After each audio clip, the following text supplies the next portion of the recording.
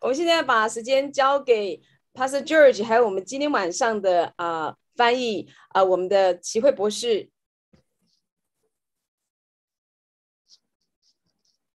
把时间交给你们。Hello, Pastor George. Hi, Vera. Hi. Thank you, Stephanie. Now, just to correct a mistake, my name is George Annadorai, not Adonai. 我的名字是 George Annadorai， 因为阿多乃是希伯来的救主。Adonai, that's the name of God. Please don't give that to me. We are too nervous. 因为阿多乃是希伯来文的主 Lord. All right, so no, I after you say that each time, I want to repent. 每一次你这样叫我，我就要悔改一次。So I'm telling God, no, not me, I didn't say that. 我告诉耶稣说，没有，我没有这样说。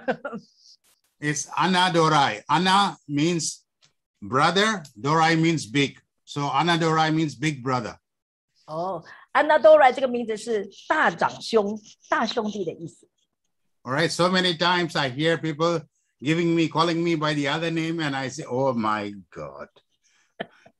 所以每次我听到人家称呼我主，我就很敬畏，我很害怕。Now that you know, let's get to the lesson that we have tonight. I only have 37 minutes left. 所以今天晚上我们赶快进入我们的课程，我只有37分钟。Now, as we are coming out of Revelation 11 and stepping into Revelation 12, 当我们完成了这个启示录第11章，要进入12章的时候， the focus is coming out of the Arab nations and now going into the nation of Israel. 所以我们的专注是从阿拉伯国家走出来，要进入犹太人以色列。And the greatest clue that we have in the book of Revelation that movement is taking place is in Revelation chapter 11 and the last verse. 我们知道为什么要进入一个新的篇章呢？因为最重要是在启示录第11章的最后一节。All right, Revelation 11 and verse 19. 我们知道启示录11章的最后一节第19节。And the temple of God, which is in heaven, was open, and the ark of his covenant appeared in his temple. And there were flashes of lightning and sounds and peals of thunder and an earthquake and a great hailstorm. 19节说，当时神天上的殿开了，在他殿中出现他的约柜，随后有闪电、声音、雷轰、地震、大雹。So try imagining the temple in heaven. 试着想想看，你天上的这个神的殿。So we have the outer court. 我们有外院。And then the holy place. 我们有圣所。And then the Holy of Holies. 还有至圣所。The Ark of the Covenant is inside the Holy of Holies. 我们知道约柜其实是在至圣所里面的。So as the book of Revelation opens itself up, since the entrance into the temple and the tabernacle is by way of the east, 我们知道神的荣耀都是从东来，神的殿是朝东的。So it begins with the nations in the outer courts. 所以从外院的国家开始，就朝东的国家、东方国家开始。And then it moved towards the Arab nations, almost like the holy place. 然后移到这个中东，特别是阿拉伯国家，就好像圣所。And finally into the Holy of Holies, Israel. 所以到至圣所就是关乎以色列了。So you can see this movement there. 所以你可以看见神的这个整个路径，外院、圣所、至圣所。And in Revelation 11 and verse 15, 在15节的时候，那里说 there is this declaration by the angel in heaven after the sounding of the seventh trumpet. 第7位天使吹号的时候，天上就有一个宣告说 Then the seventh angel sounded, and there were loud voices in heaven saying, the kingdom of this world has become the kingdom of our Lord and of his Christ, and he will reign forever and ever. And the 24 elders who sit on the throne before God fell on their faces and worshiped God. 第15节、16节这里说，第7位天使吹叫的时候，天上就有大声音说：世上的国成了我主和我主基督的国，他要做王，直到永永远远。16节，在神面前坐在自己位上的24位长老就面伏于地敬拜神。This statement by an angel in heaven, one chapter before Revelation 12, is very significant. 所以你看到没有？这个天使的宣告是在这个启示录12章之前11章几乎接近最后的时候，这是非常有独特意义的。So when will the kingdoms of this world become the kingdom of the Lord? 什么时候这个地上的国才会成为我主和我主基督的国呢？ The first sign that is happening is chapter 12, when the nation of Israel comes into salvation. 那么第一个记号就是在12章，当以色列家来到救恩、领受救恩的时候。Now, before I go any further, 当我再继续说下去之前， we must make some things very clear in our hearts and minds. 我们必须在我们的心里、我们的头脑里，有些事情必须弄清楚。Revelation is the last book in the Bible. 我们知道启示录是圣经里面最后一卷书， There are no other books after the book of Revelation. 在启示录之后没有其他卷了。 What does that mean? 那什么意思？它为什么是最后一卷呢？ That means three things. 代表3件事情。 Whatever promises that God has made since the book of Genesis, 所以神不论做了什么应许，从创世纪以来，不论神下了什么应许， and whatever prophecies God has made since the book of Genesis, 从创世纪来，神不论给了什么样的预言， and whatever prayers that have been made by God's servants since the book of Genesis, 不论在创世纪以来，从神的仆人做了什么样的应许， if these three have not come to pass, the book of Revelation is the only place, the only time for God to fulfill all this. 所以这些应许、这些预言，如果还没有成就，唯一能够成就的地方，就是在启示录，它必须都要成就。So it is God's last chance, if I may use those words, God's last chance to fulfill any promise he has made, but not yet fulfilled. But in the book of Revelation, he must fulfill it. 所以我们也可以这样说，启示录是神最后一个机会，无论他做了什么样的应许的宣告，无论给了什么样的预言，在这个最后一个本书，他必须成就。 Any promises he has made in the past, but has not been fulfilled, the book of Revelation has to be the place where he fulfills these promises. 他之前从创世纪以来，无论做了什么样的应许，如果还没有成就的，那么启示录就是最后一个机会，要成就它。 Any prayers that have been made in the past but have not been answered, the book of Revelation is the only place where God can answer the prayers. 那么有一些的祷告还没有被应允的，启示录也是最后一个机会，在这里圣徒的祷告要被应允。 As we consider all this, 当我们这样思想的时候， God has made some very powerful promises in the book of Genesis. 我们知道神在创世纪里面其实许下一个非常大的应许。 In Genesis 3 and verse 15, he made a prophecy and a promise that a seed will come out who will eventually destroy Satan. 在创世纪3章15节，他做了一个宣告跟应许，有一个后裔，一个种子要出来，必须要打坏仇敌的脚跟。 We are now in Revelation 11, and until now, that seed has not yet destroyed Satan. 你看到了没有？到启示录11章了，这个后裔的种子还没有胜过撒旦。 And God had made a promise to Abraham that whoever blesses you, I will bless. Whoever curses you, I will curse. Genesis 12 and verse 3. 那么神也在创世纪12章第3节对亚伯拉罕说：“祝福你的，我要祝福他；咒诅你的，我要咒诅他。”这个也还没有完全的实现。 And God also made a promise to Abraham in Genesis 22 and verse 18 that through your seed, all the nations of the earth will be blessed. 还有一个应许还没有完全成就，就是神对亚伯拉罕说：“透过你的后裔，全地都要得福。” So when will all this happen? 所以这些应许什么时候才会完成呢？ In the last 11 chapters of the book of Revelation, chapter 12 to chapter 22. 所以这些许多的应许都要在启示录第12章到第22章要应验。 Now, let me take you back to the book of Genesis. 让我带你回到创世纪。 What is the last story of the book of Genesis? 记得创世纪最后一个故事是什么故事吗？ Can you remember the last big story of the book of Genesis? 你记不记得创世纪最后一个故事是什么故事？ It's about Joseph. 是关乎约瑟的故事。 Now, why is the story of Joseph there in the Bible?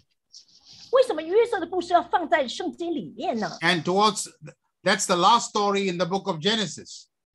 所以它也是创世纪最后一个叙述的故事。 Because God is telling you and telling me and telling the nation, Joseph is a Jewish boy. 因为神要告诉我和你以及列国，约瑟是一个犹太人， He's from Israel. 他是从以色列而出的。 And I'm using a Jewish boy from Israel to bless all the nations during the famine in the book of Genesis. 神要对我们说，我用了一个犹太男孩，他是犹太人，从以色列而出，在全世界大饥荒的时候，我用了他来祝福列国。 Remember, in the days of Joseph, all the world, all nations were experiencing the famine. 记得了吗？约瑟的时候，全地都有饥荒， And the only one who can bless them was a Jewish boy from Israel. His name was Joseph. 唯一一个可以祝福天下的，就是一个犹太男孩，而他从以色列来，他的名字是约瑟。 So God was keeping his promise there in the book of Genesis that through you I will bless all the nations of the earth.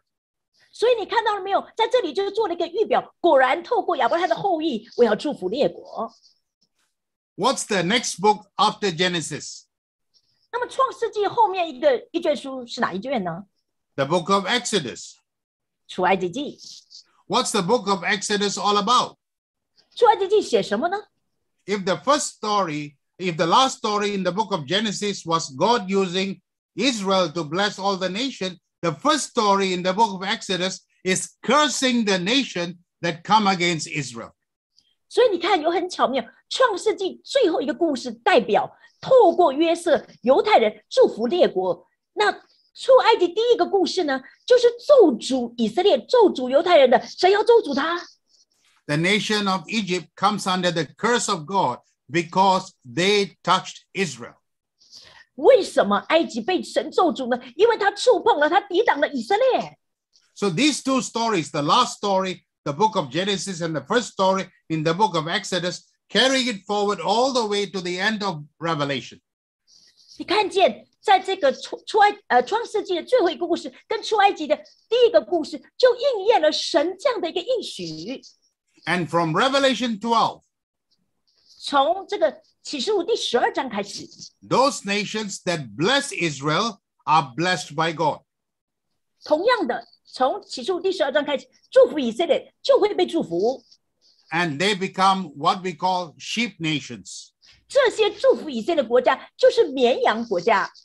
Those nations that curse Israel and hurt Israel, 那些咒诅以色列、抵挡以色列的， they come under the judgments of God. 他就在神的审判底下， They become goat nations. 他们就变成山羊国家。 This is how we need to understand the second half of the book of Revelation. 这个观念非常重要，因为它有帮助我们了解整个启示录的第二个部分。 The focal point is the nation of Israel. 所以你看到没有？那个聚焦的焦距点就是以色列。 Those who bless, those who curse. 你祝福以色列，你得福；你咒诅以色列，你就得咒诅。 So with that, let's come to Revelation chapter 12. 当我们这样了解的时候，来，我们来看看启示录第12章。 A long, long time ago, a prophet called Isaiah made a prophecy. 许久以前，有一个先知叫做以赛亚，他这个预言了一个应许。 Chapter 59, verses 20 and 21. 在以赛亚书59章，他有一个应许在那里。 And in that prophecy, he said, one day in the future, all Israel will be saved. 他说，有一天以色列全家都要得救。 Until today, that has not happened. 一直到今天，这个应许还没有完全的成就。 Even the Apostle Paul in Romans 11, verses 25 and 26, reinforced that. He said, this was prophesied by Isaiah, and I want to say that again. 即使是保罗在罗马书11章25到26也重新重述了这件事。他说：“这是以赛亚所应许的，我要重申这个应许。” We are now in September 2021. 我们现在是9月12号了。And how many and how much of Israel has come to salvation? 我们到了这个时候，我们数一数、算一算，到底有多少以色列人得救呢？ Only a fraction. 非常微小的数字。The number of Jews who have come to believe in Jesus the Messiah, what we call Messianic Jews, they are less than 10,000. 那么其实呢，这个信耶稣的犹太人，就是我们说的弥赛亚信徒，大概少于1万人。The population of Israel is 7 million. 以色列人口有多少？700多万。Only a fraction have come to believe in Jesus the Messiah. 700多万的犹太人里面，只有不到1万的人相信耶稣是弥赛亚，是非常非常少的数目。But God made a promise 但是神已经下了这个应许了， that he will bring all Israel to salvation. 他要使以色列全家能够得救。 God made a prophecy through Isaiah. All Israel will come to salvation. 以赛亚的时候，神就已经透过他预言，以色列全家要得救。 The apostle Paul prayed, all Israel will come into salvation. 保罗也是很心疼他的百姓，所以他说：“我愿以色列家全家都得救。” So when will that happen? 到底那个应许什么时候才要成就呢？ In Revelation 12. 在启示录第12章的时候， After many of the Arab nations get saved in chapter 11, many of the Jews get saved in chapter 12. 在启示录第11章，我们会看到许多阿拉伯国家的人得救，然后到了启示录12章，犹太人要来得救。So allow me to break down chapter 12 into 3 parts. 允许我把启示录第12章分为3个段落。 Part 1, war in heaven between Michael and the dragon. 那么第一个部分就是天上有战争，是米迦勒跟龙的战争。 Part 2, word of their testimony and the blood of the lamb. 第二个部分，弟兄所见证的道以及羔羊的宝血。 Part 3, the wrath of Satan against the Jewish people. 然后撒旦的愤怒，他要抵挡犹太人。 Let's take a look at part 1. 我们来看看第一部分。 According to the book of Revelation chapter 12, war breaks out in heaven. 根据启示录第12章，天上就有了战争。 Between Michael and the dragon. 那战争就是天使米迦勒跟龙的征战。 Now, Michael is called the Prince of Israel. 米迦勒是以色列的天使长， He's the angel who guards, protects Israel. 他的责任就是负责保护以色列的。 So whenever you see Michael in action, you know that Israel is in action. 你知道什么时候你看见天使米迦勒出动了，就是光以色列有行动了。 Now, for a long time, Christians have believed that Revelation chapter 12 is about the church. 那么长久以来，基督徒都觉得呢，启示录12章是关乎教会的。 For a long time, that's what was taught in the seminaries. 长久以来，在神学院也是这么教的。 You need to understand that ever since the fall of Judah in the days of Babylon, 587 BC, 你要知道，当这个巴比伦这个堕落的时候， until 1948, there was no nation of Israel. 你知道从那个时候到1948年以色列复国以后，是没有这个以色列这个国的。 You cannot find the name Israel on the map. 你在这个地图上是找不到以色列这个国家的。 Therefore, the theologians and the scholars came to a conclusion: Israel has been absent for a long time. 因此呢，神学家呢、历史学家就想，既然以色列已经在这个地图上缺席不见那么久了， For over 2,000 years, there has been no nation of Israel. 超过2000年，地图上再也找不到以色列这个国家了。 Then they came to a conclusion: maybe God gave up on Israel.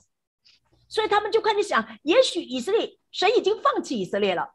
And now in the place of Israel is the church. 所以他们就想，那么谁来代替以色列的这个位置呢？那就是教会。 They began to call the church as the new Israel. 所以他们就称呼教会是新以色列。 Then there was a wake-up call among the Christian scholars, Christian theologians in 1948. 在1948年以色列复国以后，这些基督徒的学者才忽然醒过来。Suddenly, Israel made a comeback. 哇！忽然之间，以色列回来了。After being absent for 2,000 years and over, suddenly Israel makes a comeback. 以色列消失了2000年，突然之间，以色列又恢复在地上了。The theologians never saw this coming. 神学家完全没有想到这件事会发生。So what do they do with Revelation 12 now? 所以现在怎么办呢？这个启示录12章呢，现在他怎么解释呢？ They were still not sure. 所以他们还不确定。Then 13 years later, in 1967, Jerusalem, after the Six-Day War, became a part of Israel. 另外一件厉害的事是，1967年6日战争之后，耶路撒冷终于统一在犹太人手下。Now they were even more troubled. 现在这些神学家更搞不清了。First they said, yes, Israel is there, but Jerusalem is not a part of Israel. 首先呢，他说是以色列虽然复国了，不过耶路撒冷还是被分东西两边，还是没有统一啊。But now, after 1967, Jerusalem is a part of Israel. 但是1967年6日战争时候，耶路撒冷也统一整个在犹太人掌管之下了。And suddenly, many of the scholars and the theologians, especially in America, became very interested about Israel. 所以突然之间，这些学者、神学家开始对以色列非常有兴趣。In the 1970s, many people started to write about Israel. 所以到1970年的时候，很多学者就开始写书关于以色列。Because now Israel is back on the map. 因为以色列不但回来，而且耶路撒冷统一了。So Revelation 12 is not about the church, it's about Israel. 所以我们要知道启示录12章不是关于教会，那是关乎以色列的。Even after you read Revelation chapter 12, verse 1 and 2, you know this is Israel. 你读到启示录12章1到2节，你知道一定是以色列。It gives us a glimpse of Israel's past, Israel's present, and Israel's prophetic future. 因为他给你看见以色列过去、以色列现在，还有以色列的未来。And then in that chapter, we find Satan being thrown out of heaven. 而且我们也看见撒旦被丢出第二层天。And theologians immediately take that in Revelation 12 and they go all the way back to Genesis and say this is when Satan was cast out of heaven after he rebelled against God. 然后呢，这些学者读到启示录12章，他们就马上做了一个定论，说啊，你看创世纪一开始，这个撒旦堕落下来，从这个被推出去，掉到地上，就是这个时候开始的。Revelation 12 is a future event, not a past event. 可是我们知道启示录12章讲的是未来，不是过去的这个创世纪开头。At that time when Satan was cast out, he was cast out from the third heaven to the second heaven. Here in Revelation 12, he's being cast out from the second heaven to the first heavens. 你知道在创世纪一开始，这个撒旦从天坠落的时候，他是从第3层天坠落到第2层天，可是在启示录他是从第2层天直接坠落到第1层天。This is a future event. 因为这是未来要发生的事情。Part 2. 第二个部分。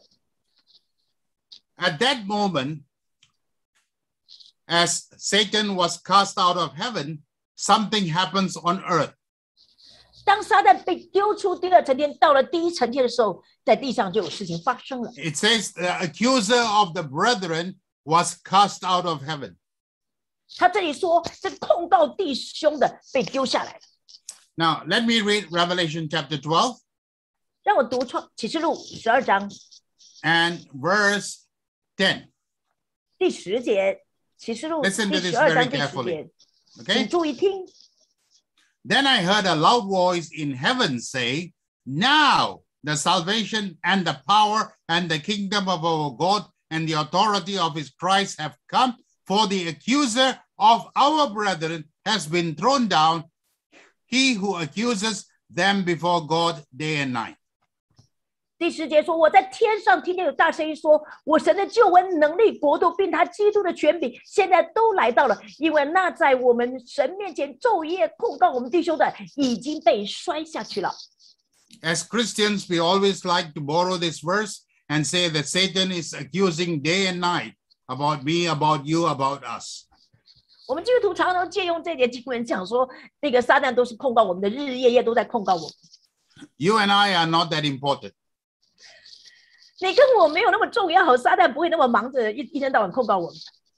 Satan would like to focus on what matters to him. 撒旦只专注于那真正对他重要的人物。The accusation is about Israel, not about you and I. 那控告弟兄到底控告谁啊？是控告以色列，不是控告你跟我。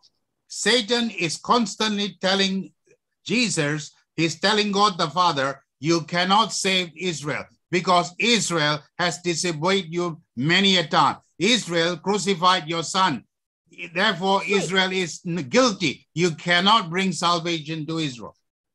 所以仇敌在控告以色列说什么呢？跟耶稣说，跟天父说，你不能够救赎以色列，因为你看他让你失望，他把你儿子钉在十字架上，他没有做到你所期待的。They broke your covenant time and time again. You cannot bring salvation to Israel. 你看以色列，他一次一次就破坏了跟你的约，所以你不能把救恩给以色列，这不公平。Then something happens. 当这样的时候，有事发生了。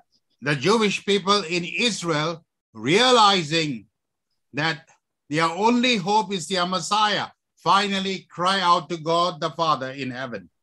这个时候，在以色列犹太人，他们终于发现，他们唯一的盼望就在耶稣基督，所以他们就开始跟父神呼求。Forgive us for rejecting the Messiah. 说父啊，原谅我们，我们拒绝了弥赛亚。Forgive us for crucifying him. 主啊，父啊，原谅我们，我们钉死了你的儿子。Please forgive us, and we ask of you to forgive us by the blood of the Lamb. 父啊，请你赦免我们，因着羔羊的血，请你赦免我们。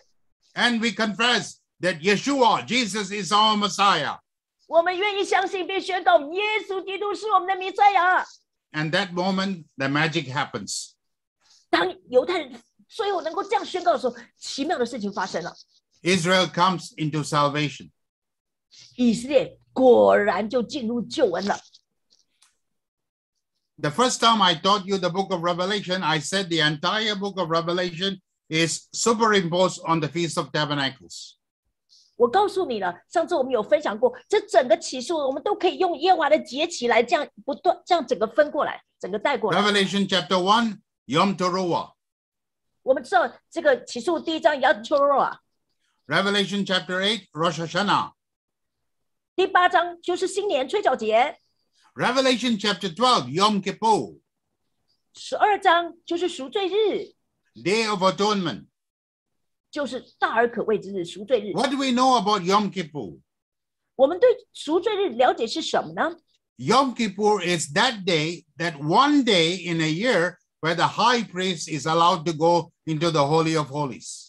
我们对赎罪日的了解就是大祭司一年一次，只有在赎罪日才能进入到至圣所。And there's only one prayer made, 只有一个祷告， calling God to forgive the sin of a nation, not a person, of a nation, Israel. 请求神来赦免这个国家的罪，也就是赦免以色列的罪。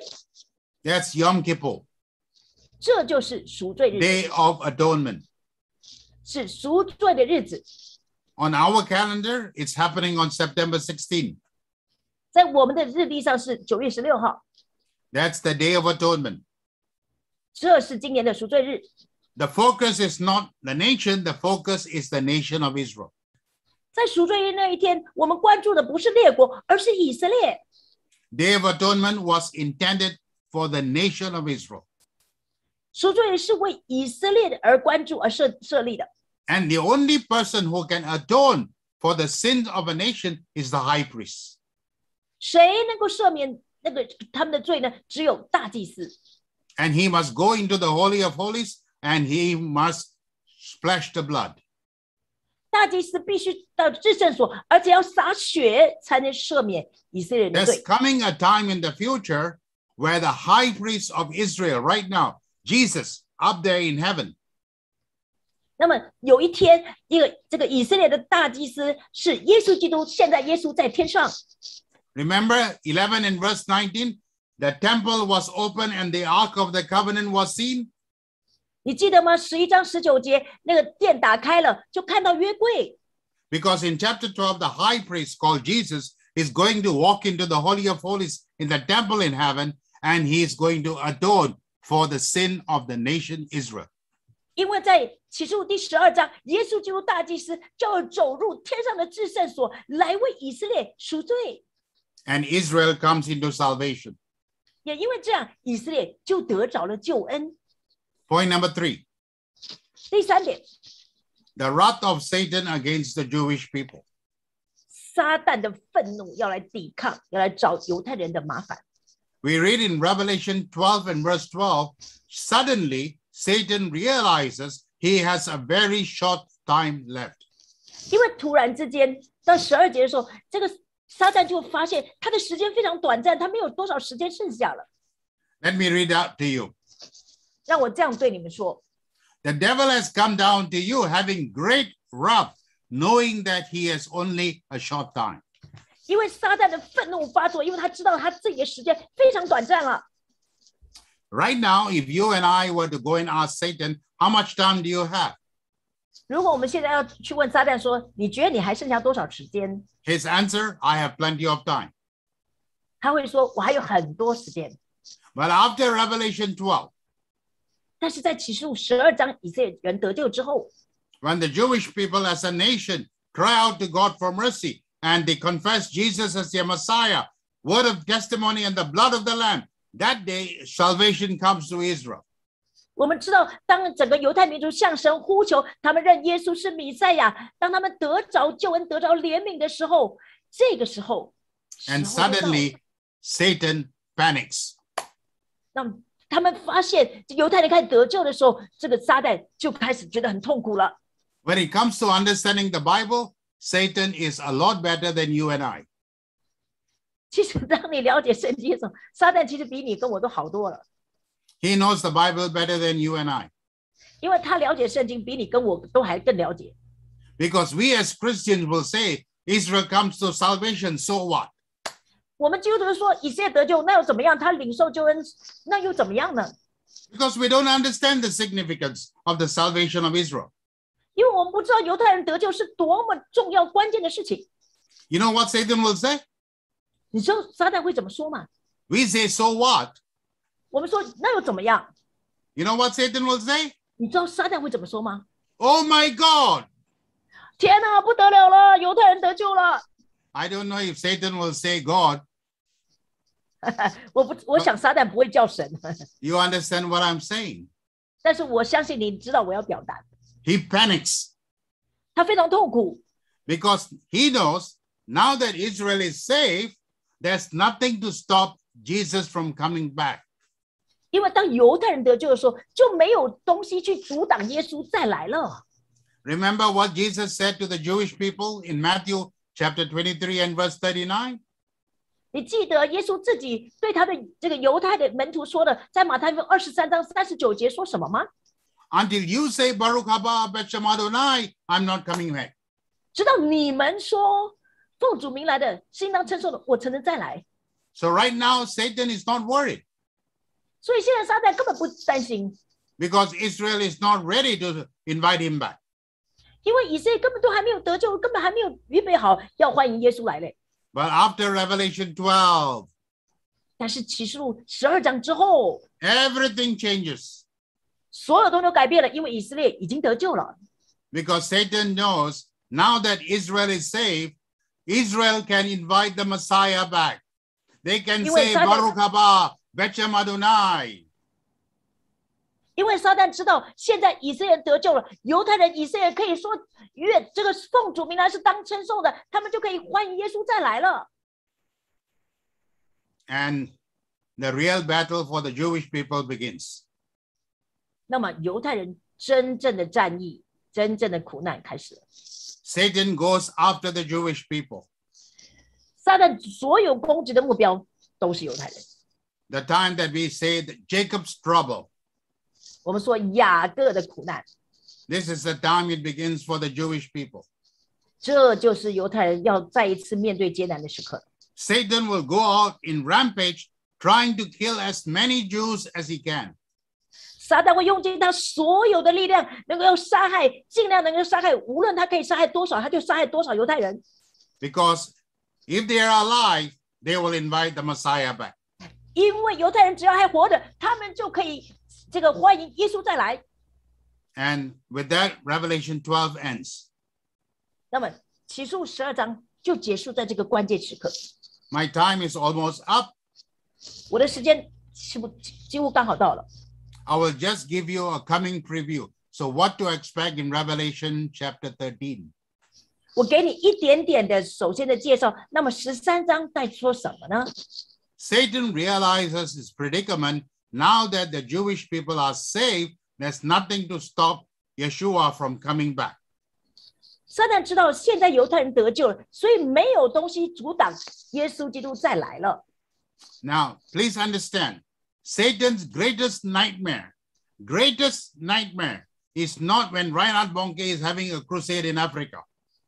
你知道撒旦最大的噩梦，不是布道家邦体在非洲带很多人信耶稣。That's good, but that's not what keeps Satan awake at night. 虽然那个很好，但是这不足以让撒旦晚上睡不着觉。I don't know if Satan sleeps. 我不知道，我不认为撒旦到底睡不睡觉。But what keeps him awake is one thing and one thing only. 使他昼夜清醒，不能这个要警醒紧张的只有一件事： The second coming of Jesus. 耶稣基督的再来。